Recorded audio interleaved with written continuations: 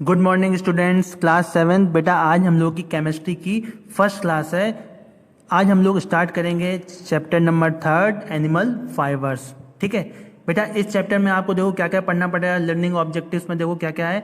The concept of fibre and fabric, the discovery of silk and its sources, animal fibres, wool and silk, life history and rearing of silk moth, rearing and breeding of sheep from cocoon to silk, sericulture, types of wool and its production. ये सब आपको इस chapter में पढ़ना पड़ेगा। ठीक है, चलिए स्टार्ट करते हैं। We know that fibres are long strong flexible thread like structure that are use for making fabrics clothing material. ठीक है, यहाँ पे क्या बता रहे हैं, यहाँ बता रहे हैं हम लोग जानते हैं कि जो फाइबर्स होते हैं हमारे कैसे होते हैं, लॉन्ग होते हैं मतलब लंबे होते हैं, स्ट्रांग होते हैं मजबूत होते हैं। ठीक है, एंड फ्लेक्सिबल होते हैं मतलब लचीलेदार होते हैं धागे की तरह। धागा हमारा कैसा भी शेप ले सकता है ना, वैसे हमारे मतलब जो हमारा फाइबर होते हैं वो भी हमारे कोई भी शेप ले सकते हैं। ज़्यादातर हमारे ये कहाँ पे यूज़ होते हैं, ये कपड़े बनाने के लिए यूज़ होते हैं, क्लोथिंग मटेरियल के लिए यूज़ होते हैं। ठीक है, fibres can be classified into 2 main categories, मतलब जो फाइबर्स होते हैं वो 2 भागों में क्लासिफाइड किए जाते हैं। पहला होता है नेचुरल एंड दूसरा होता है सिंथेटिक। नेचुरल फाइबर्स क्या होते हैं? Natural fibres are obtained from natural sources such as animals, plants, whereas synthetic fibres are man made fibres.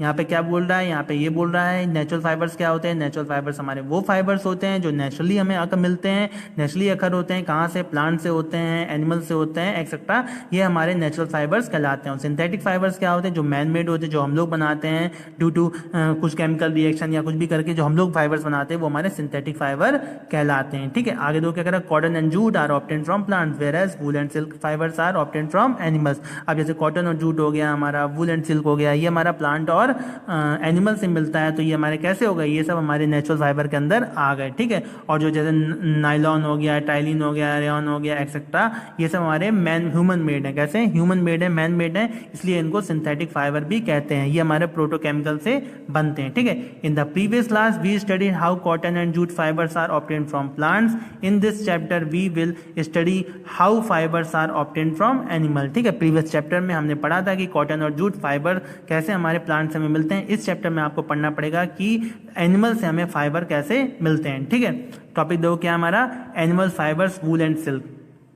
Wool and silk are animal fibre. ठीक है, वूल और सिल्क हमारे दोनों ही हमारे किसके, एनिमल के फाइबर हैं। Hair of certain animals can be use for making clothing material. ठीक है, बहुत सारे एनिमल्स के जो हेयर होते हैं वो हम लोग यूज करते हैं क्लोथिंग मटेरियल में बनाने के लिए। ठीक है, क्लोथिंग मटेरियल में wool and silk are obtain from animal, ये दोनों ही हमारे एनिमल से ऑब्टेन होते हैं। That's why they are called animal fibre, इसलिए इनको हम लोग एनिमल फाइबर भी बोलते हैं या फाइबर्स फ्रॉम एनिमल। ठीक है, ये वो फाइबर जो कि एनिमल से आते हैं ये बोलते हैं। ठीक है, वूल लोग क्या कह रहा, wool is commonly obtain from hair of sheep, goats, yaks, rabbits and camel. ठीक है, जो हमारा वूल मतलब जो ऊन है वो हमारी कहाँ कहाँ से मिलती है, ज़्यादातर किनके बालों से, शीप के हो गया, गोट का हो गया, याक्स हो गया और रैबिट हो गया, कैमल्स, इनके बालों से मिलती है।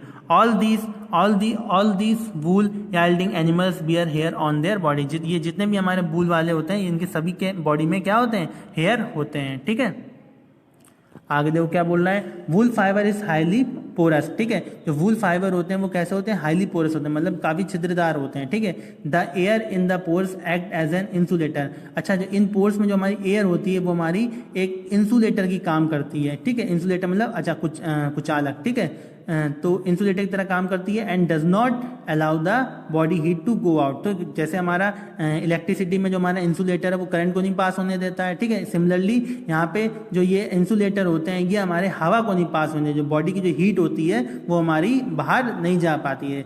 Thus hair on the body of this animal keeps them warm during colder condition. इसलिए जो हेयर होते हैं बॉडी के ये हमारी बॉडी को कैसा रखते हैं, गर्म रखते हैं, जिससे कि हमारे बॉडी कोल्डर नहीं होती, मतलब हमें ठंडों में परेशानी नहीं होती। जैसे हम लोग जानते हैं ना, ठंडों में हम लोग क्या पहनते हैं, ठंडों में हम लोग वूल के तो कपड़े पहनते हैं, मतलब ऊन वाले स्वेटर वगैरह पहनते हैं। तो ये सब क्यों पहनते हैं, क्योंकि ये ऊन कहाँ से आई है, एनिमल से आई है। तो ये एनिमल की जो बॉडी होती है उसको गर्म रखते हैं, तो हमको भी गर्म रखते हैं जब हमारे इससे क्लोथिंग मटेरियल में हम लोग जो पहनते हैं इनसे बने हुए। ठीक है, तो look at the list of the Indian breeds of the sheep. अब यहाँ पे देखो इंडियन के कुछ ऐसे नेम दिए हुए हैं आपके, नेम ऑफ ब्रीड दिए हुए हैं, क्वालिटी ऑफ वूल दे रखे हैं और डिस्ट्रीब्यूशन कहाँ कहाँ होता है। जैसे यहाँ देखो दिया कहाँ का डिस्ट्रीब्यूशन होता है, उत्तराखंड हो गया आपका, हिमाचल प्रदेश हो गया, राजस्थान, हरियाणा, उत्तर प्रदेश, राजस्थान, पंजाब, जम्मू कश्मीर, गुजरात, और गुजरात यहाँ तक हमारा क्या होता है, ये हमारा डिस्ट्रीब्यूशन होता है। ठीक है, और ये the quality of wool is determined by the following factors. अब जो वूल की जो क्वालिटी होती है वो हमारे इन फैक्टर्स पे डिपेंड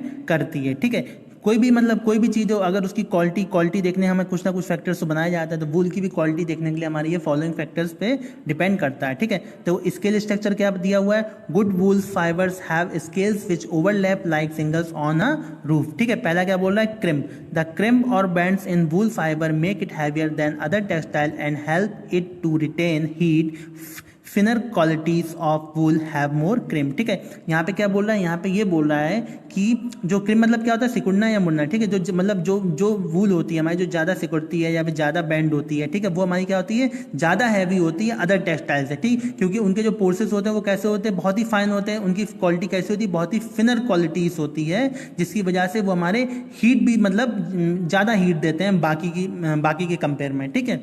दूसरा क्या बोला, डायमीटर। डायमीटर कितना होना चाहिए, the diameter of a wool fibres varies from 15 micrometre superfine merino to 30 और more micrometre for coarser wool, ठीक है। यहाँ पे कह रहा है जो हमारा वूल है उसका जो डायमीटर कितना हो जाए, 15 माइक्रोमीटर टू 30, मतलब 30 माइक्रोमीटर तक हमारा उसका डाया होना चाहिए, ठीक है। आगे दो क्या कह रहा है, लेंथ कितनी दे रखी हुई है, longer fibres make finer wool, length varies from 6 inches to 15 inches, ठीक है। अब जो लेंथ होती है वो हमारी कितनी होनी चाहिए, 6 इंच से 15 इंच तक उसकी लेंथ होनी चाहिए वूल की, ठीक है, उनके हेयर की, ठीक है।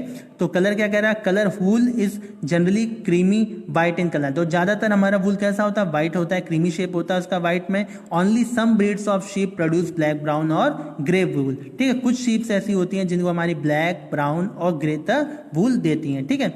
अब दो cleanliness and freedom for damage, these factors are determined by the skill of the worker who shear wool from sheep and process it thereafter, ठीक है। अब ये क्लीनिनेस वगैरह ये सब हमारे वर्कर के स्किल पे डिपेंड करता है कि कैसे वो लोग क्लीन करते हैं, कैसे क्या करते हैं, क्या डैमेज वगैरह नहीं करते हैं, तो वो सब हमारा वर्कर की स्किल के ऊपर डिपेंड करता है, ठीक है।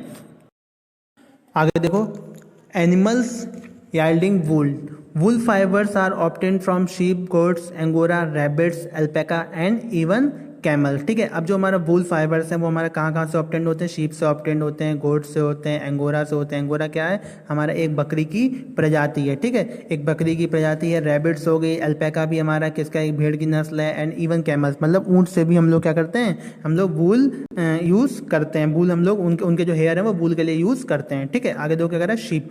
Most sheep have 2 types of hair from which the wool is obtained. अच्छा जो शीप, अब जो भेड़ें होती हैं वो हमारी, उनके 2 तरह के मतलब 2 टाइप के हेयर हमको वूल में मिलते हैं। 2 टाइप के हेयर होते हैं तो उनसे हमें वूल उत्पन्न मिलती है। आगे दो कह रहा है, the outer coarse hair is known as the kemp. जो आउटर लेयर होती है उनके हेयर की, हम लोग क्या बोलते हैं, कैम बोलते हैं, ठीक है। The fine soft undercoat close to the skin is the true wool from which wool fibre is obtain, ठीक है।